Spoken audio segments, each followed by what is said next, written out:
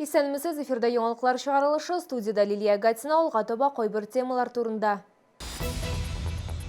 3 кеше авыр хәлдә, 9 кеше терелгән. Чаллыда коронавирус белән авыручыларның гомуми саны 85-кә җитте. Җир эше көтми, әмма өйдән чыгарга ярамый. 65 яшьтән узган шәһәрдәшләребезгә бакчага барырга СМС рөхсәт бирелми. Бүйік шағырының туына 134 ел. 26 апрель күні Ғабдулла Тукайның туған күні. Толырақ мәгълүмат Эльвина Андрова сюжетында. Соңгы тәүлектә Татарстанда коронавирус белән авыруның 70 яңа очрагы ачыкланган, шуларның 5-се Чаллыда. Узган елларда республикада авыруның 136 яңа очрагы теркәлгән, 7-се Чаллыда. Шулай итеп, безнең шәһәрдә COVID-19 белән авыруларның гомуми саны 85-кә җитте. Чаллыда 390 кеше медицина күзәтүе астында, аларның 211-е зарарланган кешеләр белән элемтәдә булган. Шәһәрнең сәламәтлек саклау идарәсе башлыгы Александр Николаев хәбәр иткәнчә, 9 кеше терелгән, 3 пациент авыр хәлдә. Бакча сезонының рәсми ачылышына санаулы көннәр калып бара, безнең кайнар элемтә телефонына көндә өлкән яшьтәге шәһәрдәшләребездән хәбәрләр килә. 65 яшьтән өлкәнрәкләргә үз изоляция чорында өйләреннән чыгарга ярамый, аларга СМС рөхсәт тә бирелми. Әлеге хәлдә ничек булырга, тулырак алдагы сюжетта. Нәкыйп Кирамовка 70 яшь, алар хатыны белән үз изоляциялау режимын намус белән үтиләр, тик көннәр җылыту белән бакчага да бармыйча булмый. Вот позавчера мне надо было в больницу ехать. Ну как жену отвозил.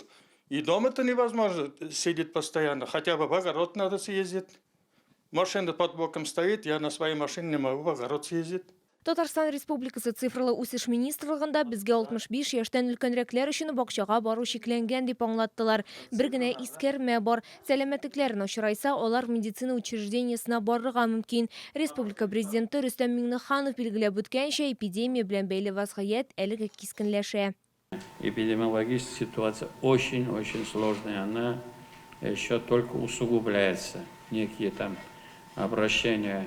Нельзя ли там почаще, не 2 раза в неделю. Это, к сожалению, я сразу хочу сказать, но мы этого не можем пока позволить.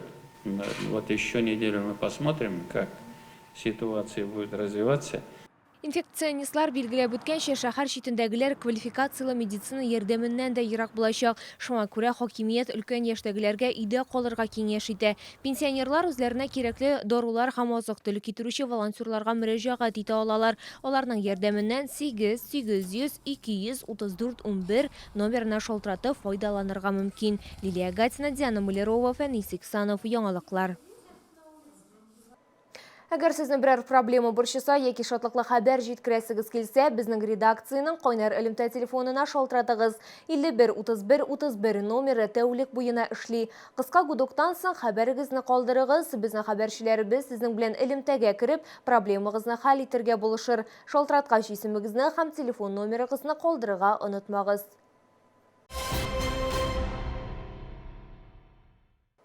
Һава торышы Татарстанның көндәлек тормышына үзгәрешләр кертте. Көчле җил берничә дистә агачны җимерде, машиналарга зыян килде. Кайбер районнар бөтенләй электрсыз калды. Чаллыда җил балкон түбәләрен куптарды, йорт яны территорияләрендә агачлар тамыры белән ауды. Теманы хәбәрчебез дәвам итә.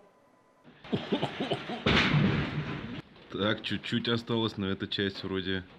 Көчле җил вакытында шәһәрнең төрле комплексларында югары катлардагы балкон түбәләре купты. Әлеге видеоны 44-02 йортта яшәүчеләр җибәрде. Яңа шәһәрнең 26-56 комплексларында һәм Зәп бистәсенең 18 микрорайонда балконнар зыян күрде. Бирдә яшәүчеләр сүзләренә караганда, көчле җил вакытында башта тәрәзәнең рамаларын, аннан соң инде түбәнедән китереп төшергән. Бәхеткә каршы зыян күрүчеләр юк. 36 комплекстагы тукталыш павильоны да зыян күргән. ГЭС бистәсенең мәдәният һәм ял паркында, Гренада тукталышында һәм 45 комплекста җил агачларны тамыры белән аударган. Шәһәрнең кайбер районнарында кыска вакытка утлар сүнеп торды. Якын көннәрдә синоптиклар тагын көчле җил фаразлый, урыны белән секундына 20 метрга кадәр булырга мөмкин. Гадәттән тыш хәлләр министрлыгы хезмәткәрләре шәһәрдәшләрне игътибарлы булырга чакыра. Лилия Гатина, Ленар Султанов, яңалыклар. Горзеленхоз Ошық акционерлік жәмғиетінде яңа директор хәзір коллективны Йоршолы Бошқарма комитетінің муниципаль заказ бүлігінің ілікігі бошлығы Озамат Вилданов жетеклей. 2012 елінің июленнен Озамат Вилданов муниципаль заказлар үшін жауаплылық тұтты.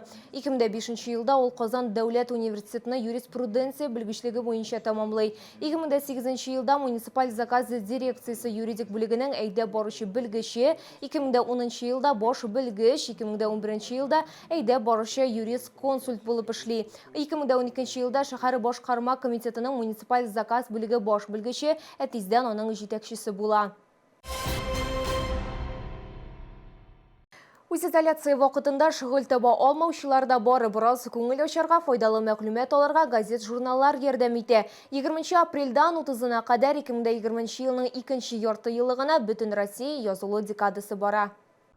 Татарстанда иштимагый, саяси, мәдәни, сәнгать, әдәби, юмористик темаларға босмалар, шулай ук бик күп балалар газетлары һәм журналлары чыга. Tatmedia.ru сайтында подписка бүлегендә идән чыкмыйча гына онлайн язылып була. Шәһри Казан гәҗитенә язылдык, әнигә яздырдым, рәхәтләнеп, төрле язмышлар турында, кызыклы кайнар хәбәрләр турында укып, белешеп торсын. Чаллыда Челнинский известия шәһәр газетасы популяр. Газета киосклары ябылган арада бу басмага алдан язучылар өчен кыенлыклар тумаган. Рекомендую всем подписаться на нашу газету «Челнинские известия» на второе полугодие 2020 года, чтобы не иметь никаких проблем. Тем более, что выходить для этого и даже не надо из дома. Нужно зайти в свой личный кабинет на сайте госуслуг, зайти, выбрать в поиске подписка газеты и журналы и дальше следовать несложной инструкции, которую вам будет выдавать сайт. Газетага язылу өчен экрандагы номерлар буенча шалтыратып, почта хезмәткәрен өйгә чакырып була.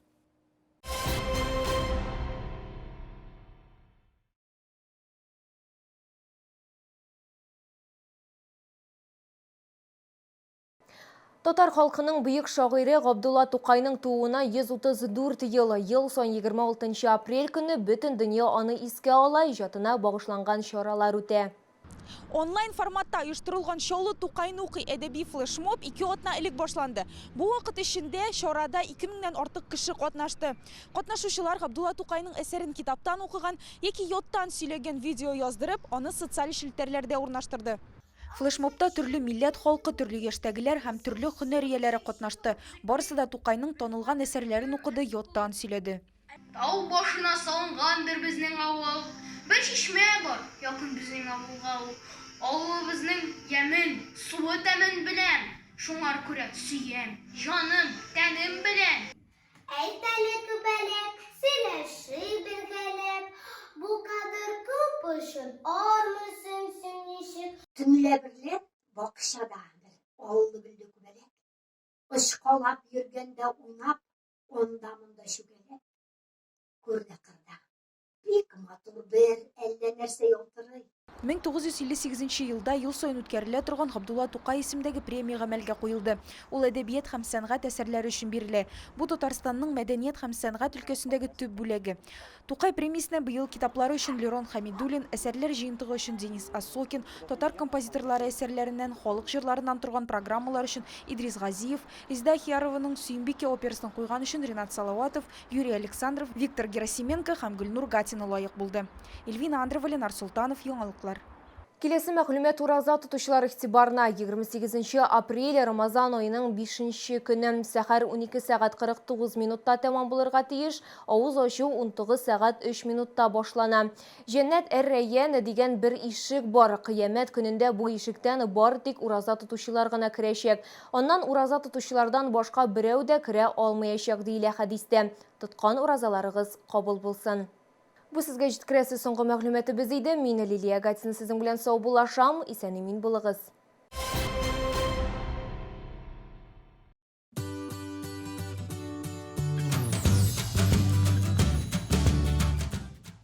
Tatmedia.ru. Подписывайтесь онлайн на газеты и журналы легко и быстро.